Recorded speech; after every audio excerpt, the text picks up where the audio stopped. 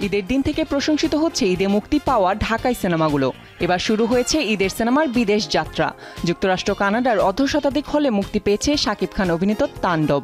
চলছে নিউ ইয়র্কের Kew Garden Cinemas, Showcase Farmingdale এবং লস অ্যাঞ্জেলেসের লেমলি নর্থ হলিউড সহ Virginia, Boston, San Francisco, Chicago এবং ডালাসের প্রেক্ষাগৃহে। অন্যদিকে যুক্তরাষ্ট্র, কানাডা ও যুক্তরাজ্যে প্রদর্শিত হবে আরেক সিনেমা উৎসব।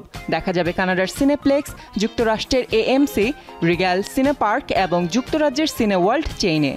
21 জুন উৎসব মুক্তি পাবে অস্ট্রেলিয়াতেও। এদিকে দক্ষিণ আমেরিকা সহ আরও অনেক দেশে মুক্তির প্রস্তুতি চলছে নীলচক্র সিনেমার। মিঠু খান পরিচালিত সিনেমাটি ইতোপূর্বে ওয়ার্ল্ড প্রিমিয়ার হয়েছে আমেরিকান ফিল্ম মার্কেটে।